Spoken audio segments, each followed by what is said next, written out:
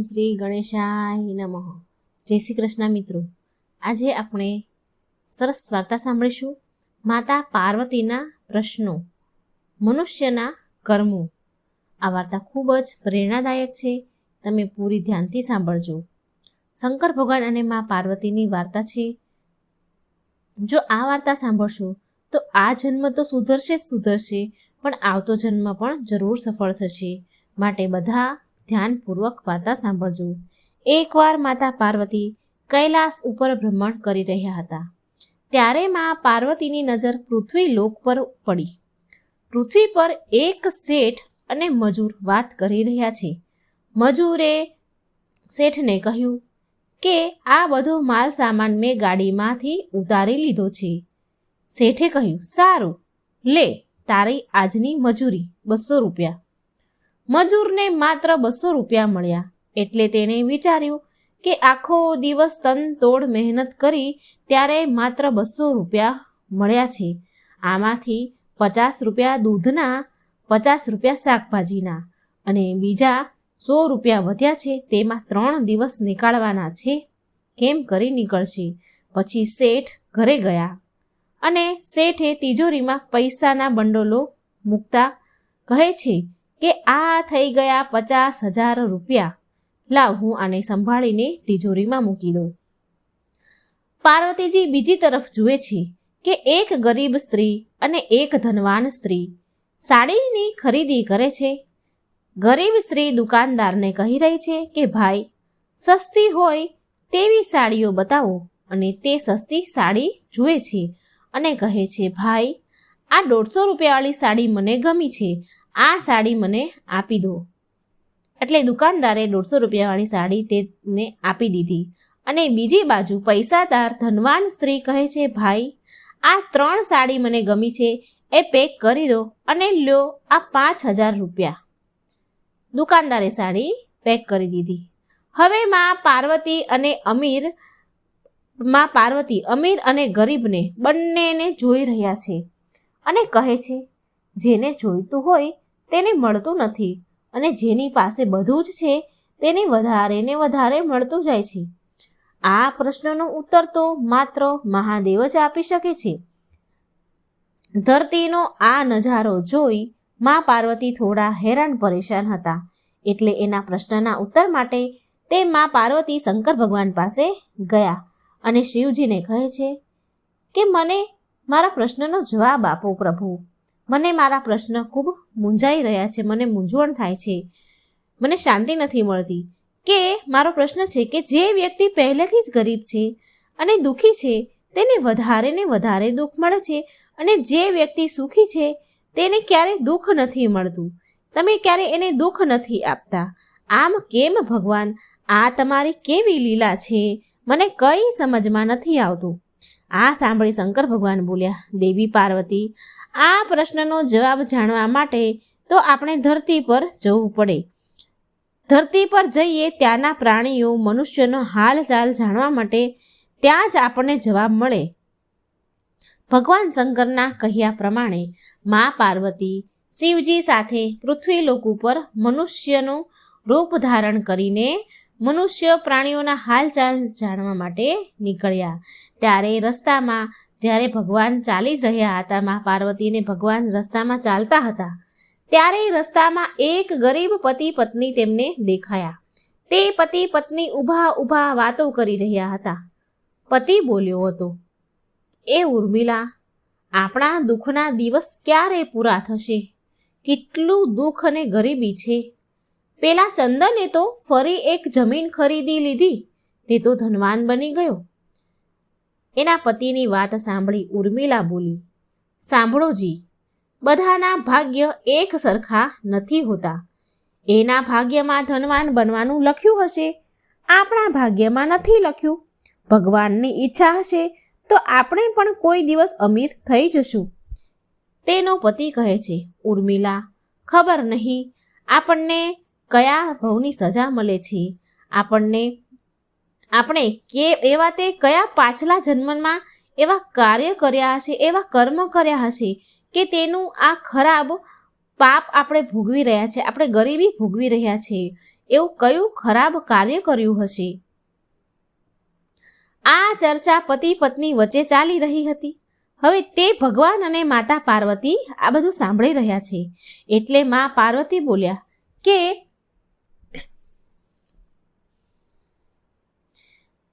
માં પાર્વતી ભોળાનાથને કહે છે કે ગરીબ પતિ પત્ની અમીર તમે બનાવી દો ને. તે કેટલા ગરીબ છે, કેટલા દુઃખી છે, તમે એને અમીર બનાવી દો. મારા કહેવાથી તમે આ લોકોને ધનવાન કરી દો, પૈસા કંઈ પણ આપી દો. મારાથી એની હાલત જોવાતી નથી. આ બિચારા કેટલા દુઃખી છે. મહાદેવ બોલ્યા, દેવી પાર્વતી, આ બંનેના ભાગ્યમાં અત્યારે અમીર બનવાનું લખ્યું જ નથી, તો એ અમીર કેવી રીતે બને? મા પાર્વતી બોલ્યા, મહાદેવ, આપણે તેને ધન આપીશું તો તેની ગરીબી દૂર થઈ જશે, તે અમીર બની જશે, સુખી થશે.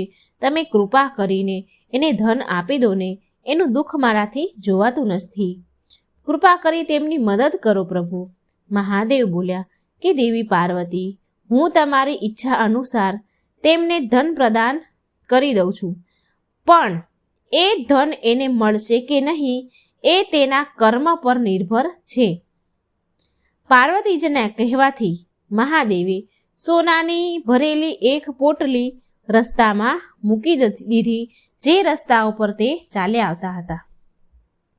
પોટલીથી થોડે દૂર ઉર્મિલાની નજર એક આંધળા માણસ પર પડી.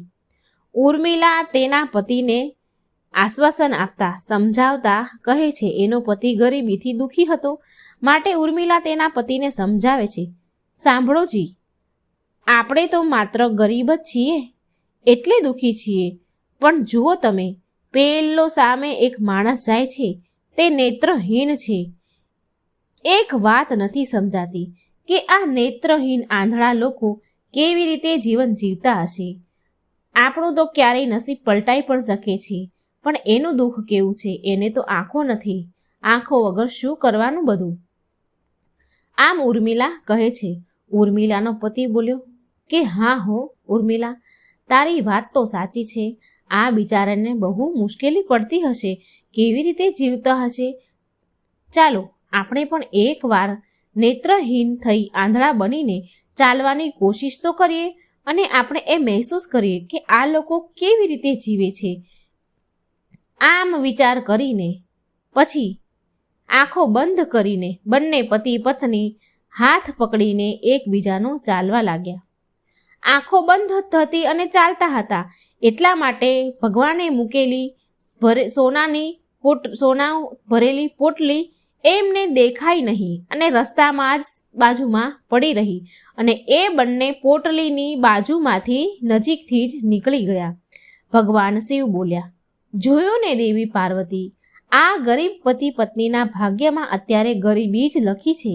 આપણે થોડા દિવસ ધરતી પર રહીશું, અહીં આ મનુષ્યના રૂપમાં રહીને તમારા મનની બધી જ શંકાઓને હું દૂર કરવા માંગુ છું. ભગવાન શિવ અને દેવી પાર્વતીએ સાધારણ મનુષ્યનું રૂપ ધારણ કર્યું અને પતિ પત્નીના રૂપમાં એક ગામમાં રહેવા લાગ્યા. હવે સાંજનો સમય થયો એટલે દેવી પાર્વતીએ શિવજીને કહ્યું કે રસોઈની તૈયારી હવે હું શરૂ કરું.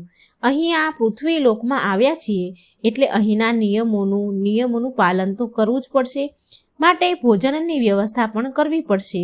હું ચૂલો બનાવીને તૈયાર કરું છું, ત્યાં સુધી તમે ભોજન બનાવવાની સામગ્રી લઈ આવો. મા પાર્વતી ચૂલો બનાવવા માટે બહાર ગામમાં ઈંટો લેવા જાય છે. મા પાર્વતી કહે છે કે મારે ચૂલો બનાવવાની જરૂર છે, તો અહીં એક તૂટેલું મકાન છે, તેની તૂટેલી દિવાલ છે, એમાંથી ઈંટો લઈ લઉં, એનાથી મારો ચૂલો બનશે. મા પાર્વતીએ તે તૂટેલા મકાનમાંથી ઈંટો લઈ લીધી અને પછી ઘરે જઈને સરસ મજાનો ચૂલો બનાવી દીધો.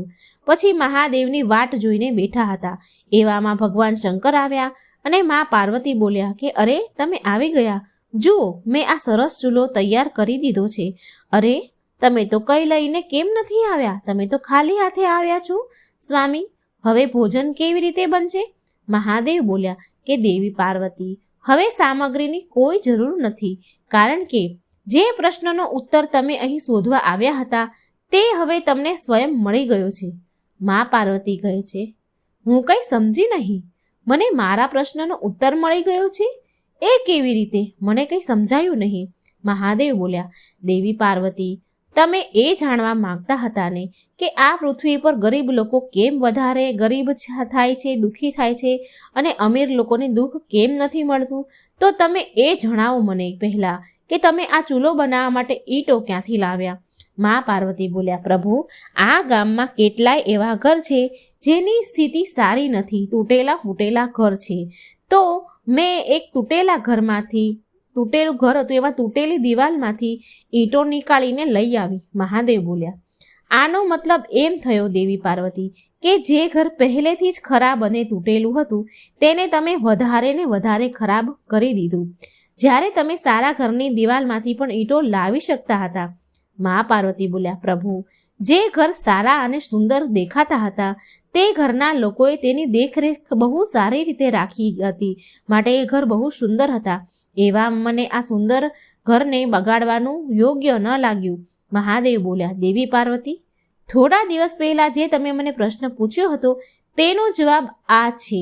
જે લોકોએ પોતાના જીવનને પોતાના સારા કર્મોથી સુંદર બનાવ્યા છે તેને દુઃખ કેવી રીતે પડે? આ સંસારમાં દરેક મનુષ્ય પોતાના કર્મનું જ ફળ મેળવે છે. બધાની પાસે બધું જ નથી હોતું. મનુષ્યના પાછલા જન્મનું કર્મ એમને આ જન્મમાં ભોગવવું પડે છે, અને જે તેના આ જન્મ અને આવનારા જન્મને સુખી બનાવવા માંગે છે તો તેમને પુણ્ય, દાન, ધર્મના કામ કરવા જોઈએ. એવા કામને કરતા રહેવું જોઈએ, સારા કર્મ કરતા રહેવું જોઈએ. ભગવાન શંકર પાર્વતીજીને કહી રહ્યા છે કે તમને યાદ છે તે દિવસે તમે એક નેત્રહીન વ્યક્તિને ચાલતા જતા જોયો હતો? મા પાર્વતી બોલ્યા, હા સ્વામી, મને યાદ છે. મહાદેવ બોલ્યા, જુઓ દેવી પાર્વતી, તેની પાસે ધન, દોલત, એશો આરામની કોઈ કમી નથી, પણ તેની આંખોનો ઈલાજ થઈ શકે તેમ નથી. આ તેના પાછલા જન્મના કર્મોનું ફળ ભોગવે છે. તે નેત્રહીન વ્યક્તિ એ એટલા માટે નેત્રહીન છે, તેને પાછલા જન્મમાં જાણી જોઈને એક નિર્દોષ વ્યક્તિની આંખો છીનવી લીધી હતી. આ માટે એ આ જન્મમાં નેત્રહીન બન્યો છે, અને એણે કઈ સારા પુણ્ય કામ કંઈ કર્યા હશે, માટે તેથી તે ધનવાન છે. મા પાર્વતીજી બોલ્યા કે એ બરાબર છે, ચાલો, પણ પેલા ગરીબ પતિ પત્ની સ્વામી? મહાદેવ બોલ્યા કે દેવી પાર્વતી, તે ગયા જન્મમાં પતિ પત્ની જે ગરીબ છે તે ગયા જન્મમાં ખૂબ એટલે અતિશય કંજૂસ શેઠ શેઠાણી હતા, જે ક્યારેય કોઈને દાન પુણ્ય કરતા નહીં, એક રૂપિયો પણ કોઈને દાન કરતા નહીં. માટે તેમને આ જન્મમાં ગરીબી અને દુઃખ મળ્યું છે. પણ જો તે સારા કર્મ કરે તો તેના આગળનું જીવન સુધરી શકે છે. આ પૃથ્વી પર કોઈ પણ મનુષ્ય સુખી નથી દેવી પાર્વતી. દરેક મનુષ્યને કોઈને કોઈ દુઃખ અને સમસ્યાઓ છે જ. મા પાર્વતી બોલ્યા, તમને જવાબ મળી ગયા કે આ પૃથ્વી પર મનુષ્યને સુખી થવા માટે સારા કર્મ કરવા જોઈએ. શંકર ભગવાન પાર્વતીજીને કહે છે કે હવે તો તમને જવાબ મળી ગયા ને? મા પાર્વતીજી બોલ્યા, હા પ્રભુ, મને ખબર પડી કે આ પૃથ્વી પર જો કોઈ મનુષ્યને સુખી થવું છે તો તેને સારા કર્મ કરવા પડશે, જેથી તેમના ગયા જન્મના કર્મનું ફળ ભોગવવું ન પડે. મા પાર્વતીને તેમના પ્રશ્નનો જવાબ મળી ગયો એટલે શંકર પાર્વતીજી તેના રૂપમાં આવી ગયા અને કૈલાસ પર્વત પર પાછા ચાલ્યા ગયા. આ કથાનો સાર એ છે, આપણને શીખ મળે છે કે આપણે આપણા જીવનમાં સુખી થવું હોય તો સુખી થવા માટે સારા કર્મ કરવા જોઈએ. જો કર્મ સારા હશે તો આપણે અને આપણો પરિવાર સુખી જીવન જીવશું. જે કંઈ છે એ કર્મ પર નિર્ધારિત છે, સુખ કે દુઃખ. જો મિત્રો મારી આ વાર્તા સારી લાગે તો મારી ચેનલને લાઈક, સબસ્ક્રાઈબ અને શેર જરૂર કરજો. કર્મનું ફળ 3 રીતે મળે છે. હવે એ કેવી રીતે? તો એ જાણવા માટે આ વિડીયો પૂરો સાંભળજો. આપણે આ વિડીયોમાં એ જાણીશું કે આપણે જે કર્મ કરીએ છીએ તે આપણને પાછું મળે છે કે નહીં. આપણે ધર્મ, દાન, પુણ્ય કરીએ છીએ તો શું એ આપણને કરેલું દાન પુણ્ય પાછું મળે છે કે નહીં? જે લોકો દાન, ધર્મ, પુણ્ય નથી કરતા તો તેવા લોકો સાથે શું થાય છે તો આ વાર્તા પૂરી સાંભળવા વિનંતી, કારણ કે પૂરી વાર્તા સાંભળવાથી સંપૂર્ણ જ્ઞાન સમજાય છે. પ્રાચીન કાળ સમયની આ વાત છે. 4 લોકોનું મૃત્યુ થયું. તેમાં એક રાજા હતો, બીજો પંડિત, ત્રીજો એક વેપારી હતો અને ચોથો એક ગરીબ ખેડૂત હતો. આ 4 મૃત્યુ પામે છે અને ધર્મરાજાના દરબારમાં જાય છે. અને તે 4 ધર્મરાજાના દરબારમાં જાય છે તો જુએ છે કે ત્યાં તો બહુ ભીડ હતી. ખૂબ મોટી લાઈન લાગી હતી અને 4 લાઈનમાં ઊભા રહ્યા છે અને એ આમ ઘણો બધો સમય લાઈનમાં ઊભા રહે છે. મિત્રો, જ્યારે આ 4 વ્યક્તિ ધર્મરાજાના દરબારમાં ઊભા હતા ત્યારે તે લોકો જુએ છે કે સ્વર્ગલોકનો દરવાજો બંધ છે અને 4 લાઈનમાં ઊભા રહી ગયા છે. ત્યાં ઊભા તે 4 બધા જ લોકો તેવી વાટ જોઈ રહ્યા હતા કે અમારો નંબર તો સ્વર્ગલોકમાં જ આવશે, અમને સ્વર્ગલોકો જ મળશે. અને આમ આ 4 લોકો વિચાર કરી રહ્યા હતા કે અમે પણ સ્વર્ગલોકમાં જઈશું. અને લાઈનમાં ઊભા તે રાજા બીજા 3 સાથે વાત કરી રહ્યો હતો કે તમે બધા નરકમાં જશો, પણ હું તો સ્વર્ગમાં જ જવાનો છું. તો એ 3 વ્યક્તિએ તે રાજાને પૂછે છે કે તમે એવું તે કયું પુણ્ય કામ કર્યું છે કે તમે સ્વર્ગમાં જશો, તમને સ્વર્ગ મળશે? ત્યારે તે રાજા બોલે છે, એ 3ને કહે છે કે મેં મારા રાજ્યમાં મારી પ્રજાને ક્યારેય દુઃખી નથી થવા દીધી. મારા રાજ્યમાં મારી પ્રજા મારા ન્યાયથી સંતુષ્ટ હતી. મારા દરબારમાં આવેલા વ્યક્તિનું મેં ઈમાનદારીથી ને મેં ન્યાય કર્યો છે. ક્યારેય કોઈની પણ સાથે ભેદભાવ નથી કર્યો. માટે મને સ્વર્ગલોક જરૂર મળશે. આટલી વાત સાંભળીને વેપારી પણ બોલી ઉઠ્યો, તો મને પણ જરૂર સ્વર્ગ પ્રાપ્ત થશે, હું પણ સ્વર્ગમાં જઈશ. એ વ્યાપારી બોલ્યો કે મેં પૃથ્વીલોક પર મારા જીવનમાં બહુ બધા લોકોને મદદ કરી છે. મેં મારા હાથોથી દાન પુણ્ય કર્યા છે. બહુ બધા મંદિરો, ગુરુદ્વારામાં મેં દાન કર્યું છે. બહુ બધા અનાથ બાળકોને પણ મેં દાન કર્યું છે. માટે મને સ્વર્ગ જરૂર મળશે. આમ વ્યાપારી તેની વાત પૂરી કરે છે તેટલામાં તો પેલો બ્રાહ્મણ બોલી ઉઠે છે કે મેં તો અગણિત મંદિરોમાં પૂજા પાઠ કર્યા છે અને રોજ સવાર સાંજ ભગવાનની પૂજા આરાધના કરતો હતો. રોજ ભગવાનને થાળ ધરાવીને જ જમતો હતો. બહુ બધા અગણિત લોકોનું સારું મેં જ્ઞાન આપ્યું છે અને બહુ બધા અગણિત લોકો મારી પાસે શિક્ષા લેવા આવ્યા હતા. તેને મેં શિક્ષા આપી છે. માટે મને પણ સ્વર્ગલોક જરૂર મળશે. આમાં કોઈ પણ શંકા નથી. હજી તેની વાત તે પૂરી કરે છે, પણ અંતમાં પેલો ગરીબ ખેડૂત જે હતો તે કંઈ બિચારો બોલતો નથી. ચૂપચાપ આ 3ની વાત સાંભળે છે. અને એટલામાં તો ધર્મરાજા તેના લેખાજોખાના ચોપડા ખોલી બેસે છે અને સૌથી પહેલાં આવ્યો રાજાનો નંબર.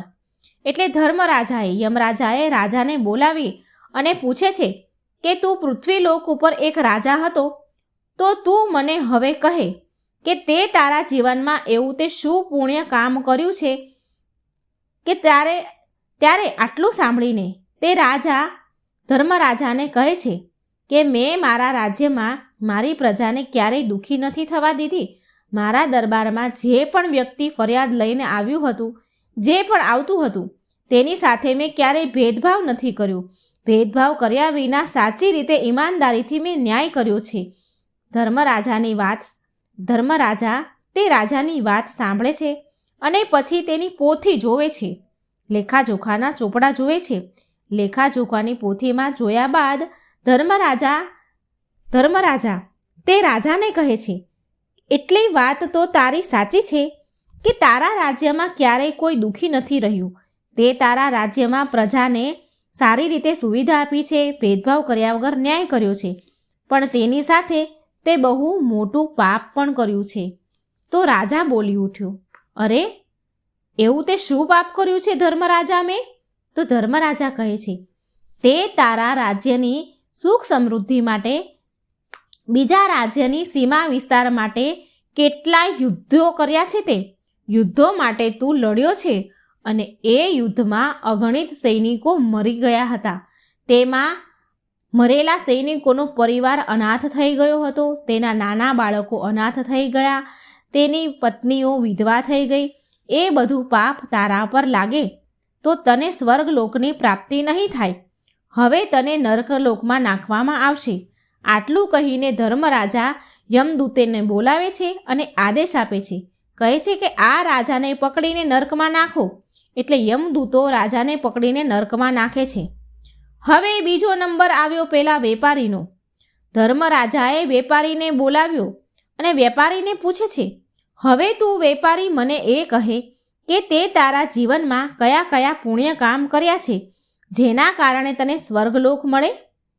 ધર્મરાજાની વાત સાંભળી વેપારી કહે છે કે પ્રભુ, મેં મારા જીવનમાં પૃથ્વીલોક ઉપર અગણિત ધર્મના કાર્ય કર્યા છે. અગણિત અનાથ આશ્રમમાં મેં દાન કર્યું છે. અસહાય બાળકોની મેં સેવા કરી છે. બહુ ભિક્ષુક લોકોને મેં ભિક્ષા આપી છે. ઘણા મંદિરોમાં દાન પૂર્ણ કર્યા છે અને કેટલાય ભૂખ્યા લોકોને મેં ભોજન કરાવ્યું છે. એટલે પ્રભુ યમરાજા બોલ્યા. એ કહે છે, પ્રભુ, વેપારી કહે છે, મેં અગણિત દાન પુણ્ય કર્યા છે. મેં ધર્મના કાર્ય કર્યા છે. માટે ધર્મરાજા વેપારીને કહે છે. આટલી વાત સાંભળી બોલ્યા. તેમના લેખાજોખાની પોથી ખોલીને જુએ છે અને એ પોથીમાં વેપારીનું ખાતું જુએ છે. ઘણી વાર પોથી જુએ પછી ધર્મરાજા વેપારીને બોલે છે કે વેપારી, તારી વાત તો સાચી છે કે તે અગણિત દાન પુણ્ય ધર્મના કામ તો કર્યા છે, પણ સાથે સાથે તે તારા જીવનમાં બહુ મોટા અપરાધ અને પાપો પણ કર્યા છે. તો વેપારી ધર્મરાજાને કહે છે, પ્રભુ, મેં મારા જીવનમાં ક્યારેય કોઈ પાપ નથી કર્યું. શું પાપ છે તો મને કહો. તો ધર્મરાજાએ પોથીમાં જોઈને વેપારીને કહ્યું કે વેપારી, તું ધ્યાનથી સાંભળ કે તે ક્યાં અગણિત પાપ કર્યા છે. ધર્મરાજા કહે છે કે વેપારી, તે તો તારા જીવનમાં બહુ બધું ધન કમાયો છે. ધનને કમાવા માટે તે કેટલી વાર ન જાણે ખોટું બોલ્યો છે અને સાથે સાથે તે કેટલાય લોકોને દગો આપ્યો છે, છેતરપિંડી કરી છે અને કેટલી ચીજ વસ્તુની ભેળસેળ કરી મિલાવટ કરીને તે વસ્તુ વહેંચી છે અને તારી મિલાવટવાળી વસ્તુના ખાવાથી ન જાણે કેટલાય લોકોને અકાલ મૃત્યુ થયું છે. માટે તે પણ ઘનઘોર પાપ કર્યું છે. મોટા મોટા અપરાધ કર્યા છે. તારા પાપો ગુનાહો આગળ તારા દાન પુણ્ય નાના પડી ગયા છે, ઓછા પડી ગયા છે. માટે તને પણ સ્વર્ગલોકની પ્રાપ્તિ તો નહીં જ થાય. તને નર્કલોકમાં નાખવામાં આવશે. આટલું કહી યમદૂતને આદેશ આપે છે ધર્મરાજા કે આ વેપારીને નર્કલોકમાં નાખી આવો. યમદૂતો વેપારીને નર્કલોકમાં નાખવા જાય છે. પછી નંબર આવે છે પેલા બ્રાહ્મણનો. ધર્મરાજા બ્રાહ્મણને બોલાવે છે અને કહે છે કે ચાલો હવે તમે કહો, તમે તમારા જીવનમાં કયા કયા ધર્મના કાર્ય કર્યા છે તે મને કહો. ધર્મરાજાની વાત સાંભળી બ્રાહ્મણ બોલ્યો, હે પ્રભુ, મેં મારા જીવનમાં અગણિત લોકોને શિક્ષા આપી છે. મેં મારા જીવનમાં અગણિત મંદિરોમાં પૂજા પાઠ કર્યા છે. મેં મારા જીવનમાં ભગવાનને મારા હાથથી ધાળ ધરાવ્યા છે, જમાડ્યા છે. સવાર સાંજ રોજ હું એક પણ દિવસ એવો નથી કે મેં ભગવાનનું નામ નથી લીધું કે ભગવાનની પૂજા નથી કરી. મેં રોજ ભગવાનની પૂજા પાઠ કર્યા છે, પુણ્ય કર્યું છે. મેં મારા જીવનમાં ક્યારેય કોઈ દુષ્કર્મ નથી કર્યું. આટલું બ્રાહ્મણ ધર્મરાજાને કહે છે. એટલે બ્રાહ્મણની વાત સાંભળી ધર્મરાજા તેના લેખાજોખાની પોથી ખોલે છે અને બ્રાહ્મણનું ખાતું જોવે છે. ઘણી વાર તે પોથી જુએ છે અને થોડી વાર પછી ધર્મરાજા બ્રાહ્મણને બોલ્યા, હા બ્રાહ્મણ દેવ, હું માનું છું કે તમે મંદિરોમાં ઘણાય પૂજા પાઠ કર્યા છે. ઘણા લોકોને તમે શિક્ષા પણ આપી છે. ઘણા લોકોને તમે જ્ઞાનની વાતો પણ કહી છે અને ભગવાનને તમારા હાથે ભોગ પણ લગાવ્યા છે. આ વાત તો તમારી સાચી છે, પણ જે જ્ઞાન તમે લોકોને આપ્યું ને તેના પર તમે પોતે ક્યારેય અમલ નથી કર્યું. જે શિક્ષા તમે લોકોને આપી છે ને તેના પર તમે ક્યારેય પોતે અમલ નથી કર્યો. તો તમે સૌથી મોટા પાપના ભાગીદાર છો. તમે હંમેશા બીજા લોકોને જ્ઞાન આપ્યું પણ તમે પોતે તે વાત પર અમલ ન કર્યો, તમારા જીવનમાં ના ઉતારી, માટે તમે પાપના ભાગીદાર છો. તો તમને પણ નર્ક મળશે. ધર્મરાજા તેના યમદૂતોને આદેશ આપે છે કે આને નર્કમાં ફેંકી આવો. યમદૂતો બ્રાહ્મણને ઉપાડી નર્કમાં ધકેલી દે છે. અને મિત્રો, છેલ્લે નંબર આવે છે પેલા ગરીબ ખેડૂતનો. ધર્મરાજા ગરીબ ખેડૂતને પૂછે છે કે હવે તું મને કહે કે તારા જીવનમાં તે કયા કયા પુણ્યના ધર્મના કાર્ય કર્યા છે. તો તે ગરીબ ખેડૂત ધર્મરાજાને પહેલેથી જ કહેવા લાગ્યો કે પ્રભુ, તમે મને નર્કલોકમાં જ નાખી દો. પણ તેની પહેલાં મને એકવાર સ્વર્ગલોકના દર્શન કરાવી દો. હું બહારથી જ દર્શન કરીને સીધો નર્કમાં ચાલ્યો જઈશ. તો ધર્મરાજા બોલી ઉઠ્યા કે મેં તને એ નથી પૂછ્યું કે તું નર્કમાં જઈશ કે સ્વર્ગમાં? મેં તને પૂછ્યું છે કે તારા જીવનમાં તે કયા પુણ્ય દાન ધર્મ કર્યા છે તે મને કહે. તો પેલો ગરીબ ખેડૂત કહેવા લાગ્યો કે મેં મારા જીવનમાં એવું કોઈ ધર્મનું કાર્ય નથી કર્યું. હું એક ગરીબ માણસ હતો. મારા ગરીબ ઘરમાં હું જન્મ્યો છું. હું એક ગરીબ ઘરમાં મેં જન્મ લીધો છે અને ગરીબીમાં જૂજતા જ મારું જીવન પસાર થયું છે. હું રોજ સવારે મજૂરી કરવા ઘરેથી જતો અને સાંજે ઘરે આવતો હતો. મજૂરીમાંથી જે પૈસા મને મળતા હતા ને તેમાંથી તો બહુ મુશ્કેલીથી મારા પરિવારનું ભરણ પોષણ થતું હતું. માંડ 2 ટાઈમનું જમવાનું મળતું હતું. ક્યારેક તો ભૂખ્યા પણ રહેવું પડતું હતું. માટે પ્રભુ, ના તો મારી પાસે ક્યારેય દાન કરવા માટે ધન ભેગું થયું અને ના ક્યારેય મેં કોઈ દિવસ દાન પુણ્ય કર્યું. મેં મારા જીવનમાં જેટલું કમાયું તે મારા પરિવારના પાલન પોષણ માટે ઓછું પડી ગયું હતું. એટલે મારાથી કોઈ દાન પુણ્ય નથી થયું. અને જો કોઈ વાર મારી પાસે સમય રહેતો તો તે સમયમાં મારા માતા પિતાની સેવા કરતો હતો. બસ પ્રભુ, મેં આના સિવાય કોઈ પુણ્યનું કાર્ય નથી કર્યું. મેં કોઈ ધર્મનું કાર્ય નથી કર્યું. આટલી ખેડૂતની વાત સાંભળી ધર્મરાજાએ તેના લેખાજોખાની પોથી ખોલી અને જોયું. ખેડૂતનું ખાતું જોયું, ઘણી વાર જોયું અને પછી બોલ્યા. પોથી જોયા બાદ ધર્મરાજા હસવા લાગ્યા અને ગરીબ ખેડૂતને કહે છે કે તું યાદ કર, તે તારા જીવનમાં કયું પુણ્યનું કાર્ય કર્યું છે? તો ખેડૂત ધર્મરાજાને ફરી કહે છે, હે પ્રભુ, મેં તો કહ્યું તો ખરી, મેં ક્યારેય કોઈ પુણ્યનું કાર્ય નથી કર્યું. મને એટલો સમય જ ન મળતો કે હું કોઈ ધર્મનું કાર્ય કરું કે મારી પાસે ના એટલું ધન હતું કે હું કોઈ દાન કરું. ધર્મરાજા ખેડૂતને કહે છે કે તે માત્ર જીવનમાં એક જ પુણ્યનું કામ કર્યું હતું અને તે સાચા દિલથી, સાચી લગ્નથી, સાચા મનથી, આત્માથી કર્યું હતું. ધર્મરાજા કહે છે, તું યાદ કર, ઘણા વર્ષો પહેલાંની વાત છે કે તું બહુ ભૂખ્યો હતો. તારો પરિવારવાળા પણ બહુ ભૂખ્યા હતા અને તે સમયે તારી પાસે એક ભિક્ષુક આવ્યો હતો. એક કૂતરો પણ આવ્યો હતો. તે બંને ભૂખ્યા હતા. તેને ભૂખ્યા જોઈને તે તારા ભાગનું ભોજન અને તારા પરિવારવાળાના ભાગનું ભોજન હતું તે ભોજન તે ભિક્ષુકને અને કૂતરાને ખવડાવી દીધું હતું અને તું અને તારો પરિવાર ભૂખ્યો જ સૂઈ ગયા હતા. ધર્મરાજાની વાત સાંભળીને ગરીબ ખેડૂતને તે વાત યાદ આવી જાય છે અને કહે છે, હા પ્રભુ, મેં એકવાર આવું કર્યું હતું. એના પછી મેં કોઈ પુણ્યનું કામ નથી કર્યું. એટલે ધર્મરાજા કહે છે કે તે એક જ વાર પણ પુણ્યનું કામ કર્યું છે અને એ પણ પૂરી આત્માથી, સાચા મનથી, શ્રદ્ધાથી કર્યું છે. એના માટે તારા ખાતામાં પુણ્ય જમા થયું છે. આટલું કહી ધર્મરાજા યમદૂતોને આદેશ આપે છે કે આ ખેડૂતને સન્માન સહિત વાજતે ગાજતે સ્વર્ગલોકમાં મોકલો. અને યમદૂતો વાજતે ગાજતે પૂરા મનથી, સન્માનથી ખેડૂતને સ્વર્ગલોકમાં મૂકવા જાય છે. મિત્રો, આ હોય છે કર્મનું ફળ. આપણે જેવું કરીએ છીએ તેવું ભોગવવું પડે છે. આપણું કરેલું પાછું વળીને આપણને જ મળે છે. દાન પૂર્ણ ધર્મ કરો તો પૂરી આત્માથી, પૂરી શ્રદ્ધાથી, મનથી કરવું. જો કોઈની પાસે દગો કરીને દાન પુણ્ય કરીએ, તો કોઈને ચોરી કરીને દાન પુણ્ય કરીએ, તો કોઈનું ધન છીનવીને જો દાન પુણ્ય કરવામાં આવે તો તે દાન પુણ્ય નથી ગણાતું. આ દાન પુણ્ય કોઈ કામનું નથી હોતું. પોતાની મહેનતથી, સચ્ચાઈથી કોઈ એકવાર ભલે દાન પુણ્ય કરે, પણ પૂરી શ્રદ્ધાથી, પૂરી આત્માથી, સાચા મનથી એકવાર કરેલું દાન પણ ખાતામાં જમા થઈ જાય છે. તેનું ફળ મળે છે. કોઈની આત્મા દુભાવી, કોઈનું છીનવીને જો આપણે ધર્મશાળાઓ બી બંધાવીએ, ગૌશાળા બી બંધાવીએ તો પણ એનું કોઈ ફળ નથી.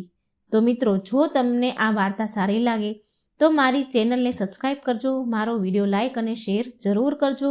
કર્મનું ફળ કેવી રીતે ભોગવવું પડે છે એ તમે પૂરા ધ્યાનથી સાંભળજો. દીકરો બનીને, વહુ બનીને કે દીકરી બનીને કે જમાઈ બનીને આ બધા કોણ આવે છે જેની આપણી સાથે કર્મોની લેણા દેવી હોય છે? જો લેણા દેવી ન હોય ને તો કોઈ આવતું નથી. મિત્રો, આવી જ કર્મની લેણા દેણીની એક વાર્તા છે જે આ વિડીયોના માધ્યમથી હું તમને તમારી સાથે શેર કરવા માંગુ છું. તો મારા વિડીયોને લાઈક અને સબસ્ક્રાઈબ કરી આપજો. મિત્રો, એક સમયની વાત છે. એક આર્મી મેન હતો. તે એકદમ એકલો હતો. મા, બાપ, ભાઈ, બહેન કોઈ ન હતું. માત્ર એકલો જ હતો. એકલો જ કમાઈને ફોજમાં રૂપિયા જમા કરે. એક દિવસ એક શેઠ બેઝ કેમ્પમાં કરિયાણાનો માલ સપ્લાય કરવા આવ્યા. એની સાથે ફોજીનો પરિચય થયો અને દોસ્તી થઈ. શેઠજીએ ફોજીને કહ્યું કે તારી પાસે રૂપિયા છે એ પડ્યા એટલા ને એટલા જ રહેશે. એના કરતાં એ રૂપિયા તું મને આપ, હું એને કારોબારમાં લગાવું તો તે રૂપિયાથી વધારે માલ ખરીદીને વધારે વેચાણ કરીશું તો તારા રૂપિયા ડબલ થઈ જશે. ફોજીને શેઠની વાત પસંદ આવી. એને ઠીક લાગી એટલે આવી અને આ બધા રૂપિયાની શેઠજીને આપી દીધા. જે પણ એની પાસે ભેગા થયા હતા એ બધા પૈસા શેઠજીને આપી દીધા. આ રૂપિયાને લીધે શેઠજીનો કારોબાર ખૂબ મોટે પાયે ચાલવા લાગ્યો. શેઠજી ખૂબ રૂપિયા કમાવા લાગ્યા. આ બાજુ બોર્ડર ઉપર લડાઈ ચાલુ થઈ. આ ફોજી અશ્વદળમાં હતો એટલે ઘોડી ઉપર બેસીને બોર્ડર ઉપર જઈ રહ્યો હતો. ત્યારે અચાનક ઘોડી પાગલ થઈ ગઈ અને દોડવા લાગી. ફોજીઓએ તેને ઘણી રોકવાની ખૂબ કોશિશ કરી પણ ઘોડી રોકાઈ નહીં. આખરે ઘોડી દુશ્મનોની જમીન ઉપર જઈને ઊભી રહી. ત્યારે તાકીને બેઠેલા દુશ્મનોએ અચાનક ફાયરિંગ ચાલુ કર્યું. દુશ્મનોના ટોળા સામે એકલો ફોજી શું કરે? સમય જતાં તે ટકી ન શક્યો. આખરે ફોજી શહીદ થઈ ગયો. સાથે સાથે ઘોડીને પણ ગોળી વાગી હતી એટલે ઘોડી પણ મરી ગઈ. આ વાતની જ્યારે શેઠજીને ખબર પડી ત્યારે શેઠજી ખૂબ ખુશ થયા. કેમ કે ફોજીનું કોઈ વારસદાર હતું નહીં. તેમણે એવું વિચાર્યું કે રૂપિયા કોને દેવાના, એટલે ફોજીના બધા રૂપિયા શેઠજીએ પોતે જ હડપ કરી લીધા, પોતે જ રાખ્યા. અને શેઠ તો મોજમાં આવી ગયા કેમ કે તેમને તો રૂપિયા પણ મળી ગયા અને કારોબાર પણ સારો ચાલવા લાગ્યો હતો. ત્યારે શેઠજી ખુશ થયા. થોડા દિવસ બાદ શેઠજીના ઘરે એક સરસ દીકરાનો જન્મ થયો. હવે તો શેઠજી વધારે ખુશ થયા.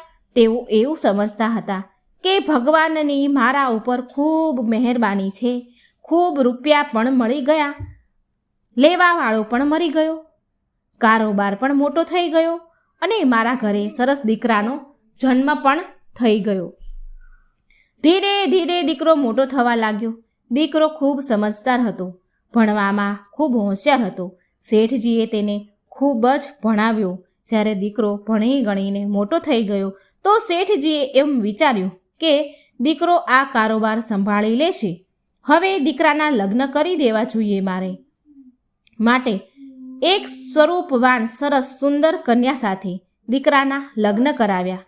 લગ્નનું કામકાજ પત્યા પછી શેઠ એક દિવસ બેઠા વિચાર કરે કે હવે મારો કારોબાર મારા દીકરાને સોંપી દઉં.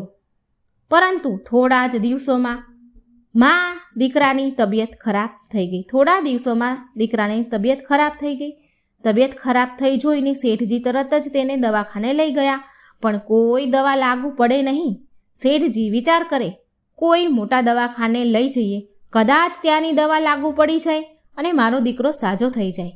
પરંતુ એવું થયું નહીં. કોઈ પણ દવા લાગુ પડતી નથી અને બીમારી વધ્યા જ કરી. શેઠજીએ ખૂબ ખર્ચ કર્યો છતાંય દીકરો સાજો થતો નથી. છેલ્લે ડૉક્ટરોએ કહી દીધું કે આની બીમારી લાઈલાજ છે. આની બીમારીનો કોઈ ઈલાજ જ નથી. આ છોકરો માત્ર 2 દિવસમાં જ મરણ પામી જશે.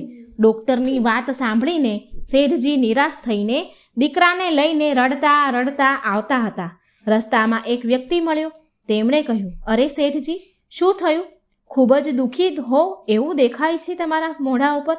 શેઠજીએ કહ્યું, હા ભાઈ, મારો દીકરો છે, તેને બાળપણથી જ લાડકોડથી મેં ઉછેર કરીને મોટો કર્યો છે.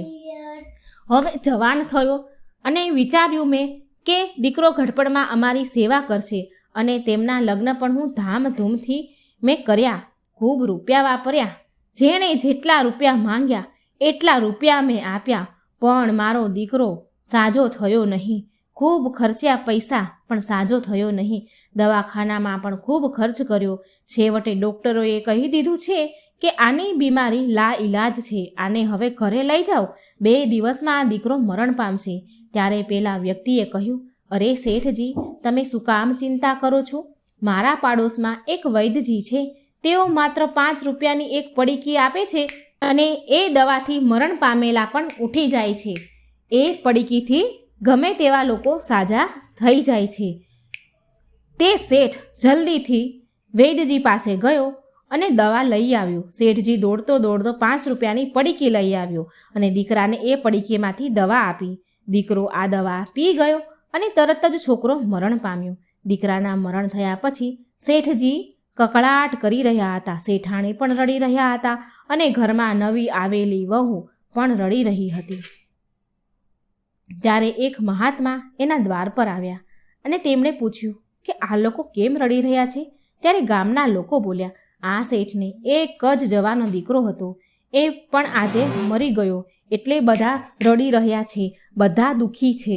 મહાત્માજી બોલ્યા, શેઠજી રોડો છો શું કામ? બોલ્યા, શેઠજી બોલ્યા, જેનો જવાન દીકરો મરી જાય તો સે એ રડે નહીં માણસ, તો શું કરે? મહાત્મા બોલ્યા, તે દિવસે તો તમે ખૂબ ખુશ હતા. શેઠજી બોલ્યા, કયા દિવસે મહાત્માજી? તો મહાત્માજી બોલ્યા, જ્યારે ફોજીએ તમને રૂપિયા આપ્યા હતા ત્યારે. શેઠજી બોલ્યા, હા, કારોબાર માટે રૂપિયા મળ્યા હતા એટલે ત્યારે હું ખુશ હતો. ત્યારે મહાત્માજી બોલ્યા, બીજા એક દિવસે તો તમે ખૂબ જ ખુશ હતા, તમારી ખુશીનો કોઈ પાર ન હતો, એટલા ખુશ હતા તમે. શેઠજી બોલ્યા, કયા દિવસે? ત્યારે મહાત્માજીએ કહ્યું, પેલો ફોજી જ્યારે શહીદ થઈ ગયો હતો, જ્યારે એ ફોજીએ તમને પૈસા આપ્યા હતા, એ ફોજી શહીદ થઈ ગયો તો તમે એવું વિચાર્યું કે હવે આ રૂપિયા કોને પાછા આપવા? એ તો છે નહીં, એનો કોઈ વારસદાર છે નહીં, તો હવે આ રૂપિયા મારે કોઈને નહીં આપવા પડે. એ વિચારીને તમે ખૂબ ખુશ હતા. મફતમાં તમારો કારોબાર વધી ગયો, કારોબાર ખૂબ મોટો થઈ ગયો, હવે હું આનંદથી જીવન પસાર કરીશ. ત્યારે શેઠજી બોલ્યા, હા મહારાજ, ત્યારે હું ખુશ હતો. મહાત્માજી બોલ્યા, ત્યારે તે બધા લોકોને ખૂબ મીઠાઈ ખવડાવી હતી. શેઠજી બોલ્યા, ક્યારે? મહાત્માજી કહે છે, જ્યારે તમારા ઘરે દીકરાનો જન્મ થયો. ત્યારે શેઠજી કહે, ઘરમાં જ્યારે દીકરાનો જન્મ થાય ત્યારે તો કોણ ખુશ ન થાય, બધા જ લોકો ખુશ થાય. એવી જ રીતે હું પણ ખુશ થયો હતો. મહાત્માજી કહે છે, તે દિવસે તો તમારા પગ જમીન પર નહોતા પડતા, એટલા બધા ખુશ હતા તમે. શેઠજી કહે, કયા દિવસે મહાત્માજી? મહાત્માજી કહે છે, જ્યારે તમારા દીકરાના લગ્ન હતા અને જાન લઈને જતા હતા. ત્યારે શેઠજી બોલ્યા, અરે મહાત્માજી, જ્યારે દીકરાની જાન લઈને જતા હોય ત્યારે તો દરેક બાપ ખુશ હોય ને, કોણ ખુશ ન થાય પોતાના દીકરાના લગ્નમાં? ત્યારે મહાત્માજી બોલ્યા, તમે આટલી બધી વખત ખુશ થઈ ગયા હતા, ખુશ થઈ શકતા હો તો આ નાની એવી વાતમાં રડી શું કામ રહ્યા છો? શેઠજી બોલ્યા, મહાત્માજી, આ તમને નાની એવી વાત લાગે છે? મારો જુવાન જ્યોત દીકરો મરી ગયો છે અને તમને વાત નાની લાગે છે? આ કોઈ નાની વાત નથી. ત્યારે મહાત્માજી બોલ્યા, અરે મૂર્ખ શેઠ, આ એ જ પેલો ફોજી હતો જેના રૂપિયા તમે એકલાએ રાખ્યા હતા. આજે એ જ ફોજી દીકરો બનીને તમારા ઘરે તેણે જન્મ લીધો હતો. તે રૂપિયા વસૂલ કરવા આવ્યો હતો. તમે તેને ભણાવવામાં, ખાવા પીવાના, તેના લગ્નમાં બધી જ જગ્યાએ તેમને પોતાના રૂપિયા ખર્ચ કરાવ્યા. ત્યારબાદ થોડા રૂપિયા હજુ તમારી પાસેથી એને લેવાના બાકી હતા એટલે એ બીમાર પડ્યો અને તે રૂપિયા તમે દવાખાનામાં ખર્ચ કર્યા. તેને ફોજીએ તમારા રૂપિયા દવાખાનામાં ખર્ચ કરાવ્યા અને છેલ્લે 5 રૂપિયા તમારા ખિસ્સામાં હતા તેણે પણ પેલા વેદજીની પડીકી લેવામાં તમે એ 5 રૂપિયા પણ તેણે ખર્ચ કરાવી નાખ્યા. તમારે અને કર્મોની લેણા દેવીના સંબંધ પૂરા થઈ ગયા એટલે તે પરલોક ચાલ્યો ગયો. ત્યારે શેઠજી બોલ્યા, ચાલો, મારી સાથે તેની કર્મોની લેણા દેવી હતી અને અમારી સાથે તો જે થવાનું હતું એ થઈ ગયું, પણ ઘરમાં બેઠી બેઠી રડી રહેલી નવી પરણેલીને આવેલી તેની પત્નીનો શું વાંક? યુવાનીમાં તેની પત્નીને વિધવા બનાવીને ચાલ્યો ગયો, એનો શું વાંક? કે તેની પણ જિંદગી બગડી. ત્યારે મહાત્માજી બોલ્યા, તેનો પણ એક જ સંબંધ હતો. જ્યારે એ ફોજી ઘોડી લઈને બોર્ડર ઉપર જતો હતો ત્યારે તે પણ યુવાન હતો અને ઘોડી પાગલ થઈ અને દુશ્મનો સામે આવીને ઊભી રહી અને દુશ્મનોએ ફાયરિંગ કર્યું અને યુવાન વયે તે ઘોડીના કારણે શહીદ થયો. એ ઘોડી આ સ્ત્રી હતી, એટલે જ તે આ સ્ત્રીને યુવાન વયે વિધવા બનાવીને ચાલ્યો ગયો. વેદ, પુરાણ, સાધુ સંતો, તમામ મહાન પુરુષોના અનુભવો એવું કહે છે કે આ સંસાર કર્મોના લેણદેન ઉપર જ ચાલે છે. જેને જેને લેણદેન પૂરી થઈ જાય છે તે પછી એના સંબંધ પૂરા થઈ જાય છે, એટલે આ સંસાર છોડીને સ્વધામ ચાલ્યા જાય છે. એટલે શેઠજી, આ સંસારમાં કોઈનું સગું નથી. આ તો બધા કર્મના બંધનથી બંધાયેલા છે. એટલે જ દીકરાના મરણ થવાથી તમે દુઃખી ન થાવ. વાસ્તવમાં એ દીકરો તમારો દીકરો હતો જ નહીં. દોસ્તો, જો આ મારી વાર્તા તમને સારી લાગી હોય તો કમેન્ટ બોક્સમાં જરૂર જણાવજો અને લાઈક, સબસ્ક્રાઈબ અને શેર જરૂર કરજો મારી ચેનલને. જય શ્રી કૃષ્ણ. રાધે રાધે. Thank you.